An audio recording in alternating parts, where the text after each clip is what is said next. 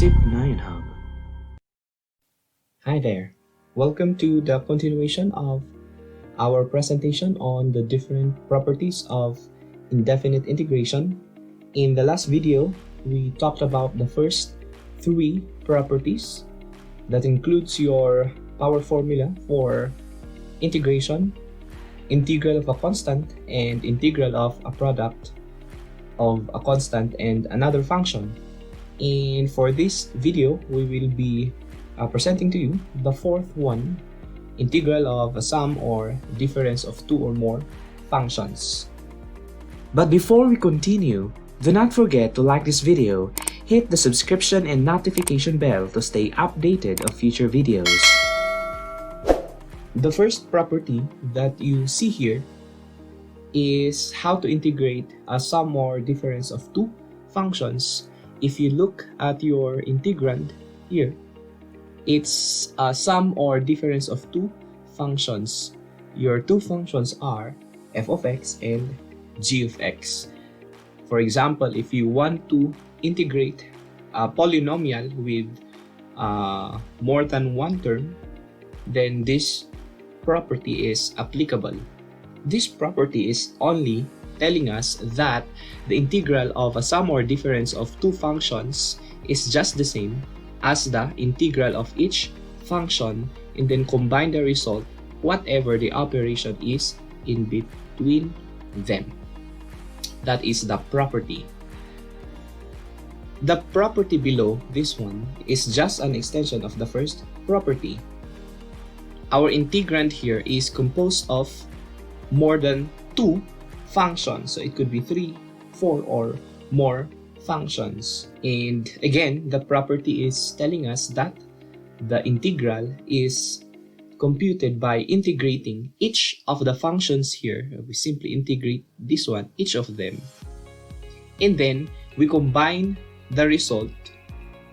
These are the individual integral, and we combine the result by using the same operation that connects them. That is the property. Let us apply that one. Here is our first example, and we see that our integrand is composed of two terms, a polynomial with two terms. If we use the property, then we write integral of the first term, 3x squared. Of course, we copy dx. We should always do that. And then follow the operation, that's addition, and then integral of the second term, which is 4x. This is applying the fourth property. We answer this integral, each integral here, by using the other properties that we learned in the previous videos. For example, we can apply property number 3, that is, we factor out the constant 3 in our first integral. So we write 3 integral of x squared dx. We do the same for the second integral because, as we can see here, we have a constant 4 integral of x dx. We then proceed computing this integral. By the first property, that's the power rule for integration, we add 1 to the exponent, so 2 plus 1, and then use that as your denominator, that same quantity, 2 plus 1, plus 4, so your operation here is multiplication. We go back, 4 times the integral of x. We use the same property, property number 1, that's your power rule. So you have 1 plus 1, that's your exponent, and then put it in the denominator, plus c. We proceed by simplifying whatever we can simplify here. We have 3x, 2 plus 1 is 3, so that's just the same with our denominator, plus 4x raised to 1 plus 1, that's 2. You put that in your denominator, plus c. Simplifying further, 3 divided by 3 is just 1, so you are left with x cubed. 4 divided by 2, 4 divided by 2, it's 2. So you have 2x squared plus c. This is your or our final answer. Example number 2, we look at our integrand. It's a polynomial composed of 3 terms, so we can separate them as 3 different integrals using property number 4. This property. We proceed by writing negative 1/2 y cubed. Your variable is y, so we write dy plus, that's plus integral of 4y dy minus, it's minus integral of 7 dy. Again, we proceed by factoring out first our constants for each integral. So if you notice, all the 3 integrals here has a constant inside our integral. We can factor them out. Negative 1/2, factor it out, y cubed dy plus, factor out 4, so y dy remains in our integrand, minus, factor out 7, dy remains in our integrand. Let's continue. By power rule, we answer the 3 integrals here. Actually, for the last one, we can apply the second property. Negative 1/2, power rule, we multiply it to y raised to 3 plus 1, that's 4 over 4, plus 4 times y, the exponent is 1, so power rule, 1 plus 1, that's 2 over 2 minus 7 times integral of dy, second property, that is y, plus c. We simplify now our answer. How do we simplify this one? Negative y raised to 4, and then 2 times 4, that is 8, plus 4 divided by 2, that's 2, y squared, minus, simply multiply 7 and y, it's 7y, plus c. Here is your final answer. Next example, your integrand is composed of 2 terms, and by using the 4th property, we can separate them as 2 integrals. So we write integral of 3 cube root of x dx minus the second term, integral of the second term, that's square root of x dx. Now, what should we do with the first integral? What should we do with this? Well, 3 is again a constant. We can factor it out. So 3 integral of dx over what again is cube root of x? Cube root of x is just the same as x raised to 1/3. So we can write it that way. That's x raised to 1/3 minus, we do the same, x or square root of x is just the same as x raised to 1/2 dx. How else can we rewrite this one? We can write, if the variable here is in the denominator, if we wish to put it in the numerator, we can do that. However, we need to change the sign of our exponent. So that's -1/3 dx minus integral of x raised to 1/2 dx. How should we answer the two integrals here? By power rule again. So we have 3 times, applying power rule, x raised to -1/3 plus 1 all over -1/3 plus 1. That's power rule. Minus, it's the same. By power rule, we have x raised to 1/2 plus 1 over 1/2 plus 1 plus c. Simplifying, that's x raised to, what is -1/3 plus 1? What is the result of that? That should be +2/3 over still +2/3 minus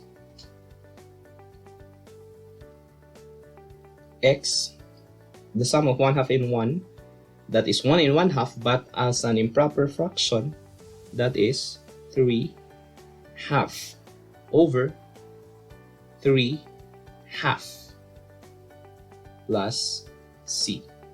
What's next? If we want to put 2/3 here in our numerator, it becomes 3/2, the reciprocal. X, we simply copy x raised to 2/3. Likewise, if we want to put that in our numerator, we write its reciprocal. So we have 2/3 x raised to 3/2 plus c. Simplifying it further, we have 3 times 3, that's 9, over 2 x raised to 2/3 minus 2/3 x raised to 3/2 plus c. This is practically an acceptable answer, but I will just show you how else we can write the same expression, the same answer. You might want to write 9/2 x raised to 2/3 is the same as a radical number whose index is the denominator, x, and then put the numerator as the exponent of x. If we do the same for x raised to 3/2, then we have square root of your denominator is 2, so your index is 2. But if it's 2, we do not have to write it x cubed, because the numerator is 3 plus c. And finally, we can rewrite square root of x cubed as, let me copy first the first term, that's cube root of x squared, that's final.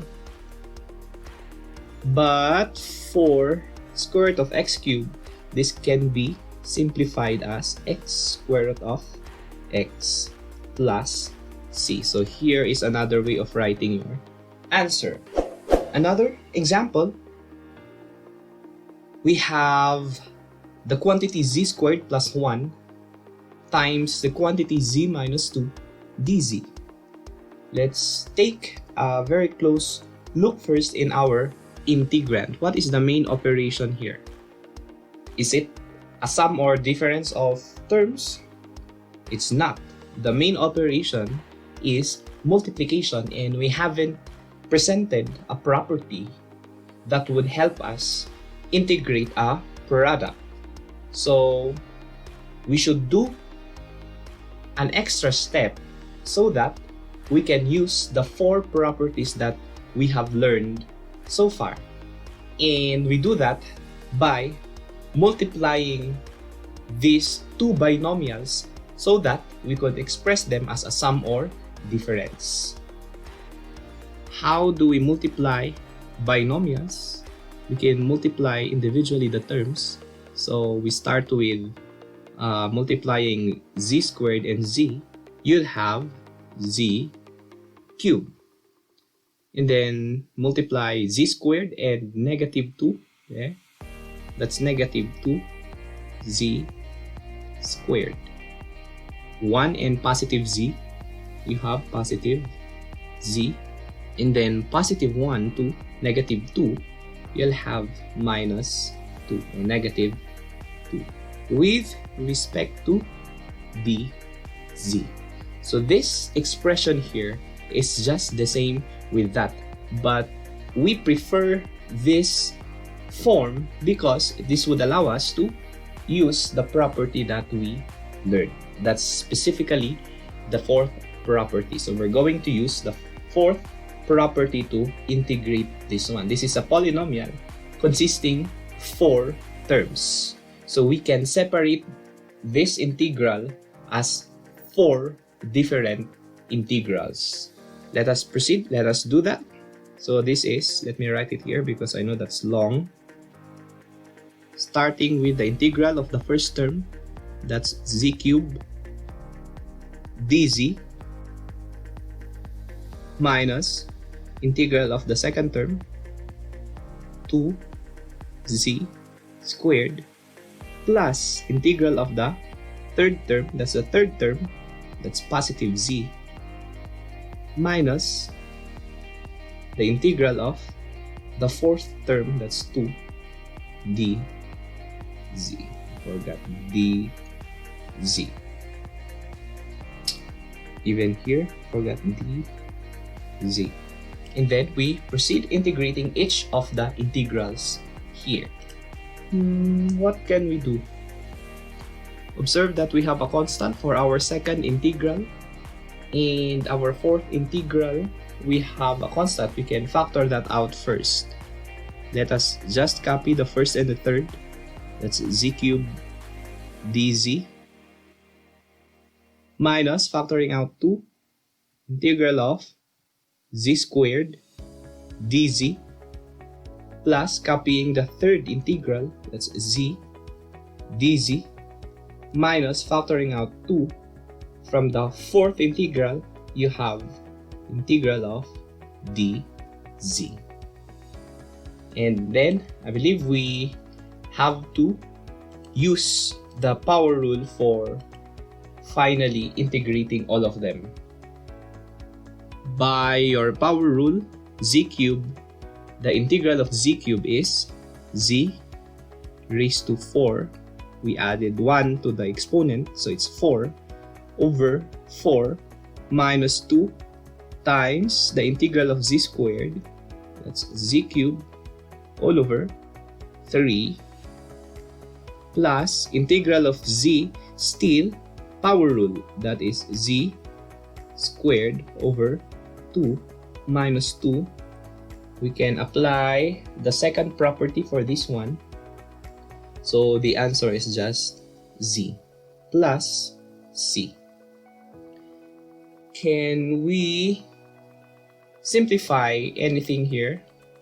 We may want to rewrite this one, but for the rest, we simply copy it. Z raised to 4 over 4. We can write this as 2z cubed over 3 plus z squared over 2 minus 2z plus c. This is our final answer. We are now down to our last example. We want to evaluate 4t raised to 4 minus 6t cubed plus 2t. All of that divided by 2t. Your independent variable here is t. And again, if we recall our 4 properties that we have learned so far, it doesn't tell us how to integrate a quotient. So we cannot apply these 4 properties directly to this question integrand. This means that we'll have to do an extra step so that we can apply these properties. And looking at our integrand, it seems that we can divide our numerator by the denominator by our divisor 2t. What do I mean? We divide each term following, of course, the operation. We divide the 3 terms here to our divisor. Let's do that. So we have 4 divided by 2. We are dividing the first term 4t raised to 4 by 2t.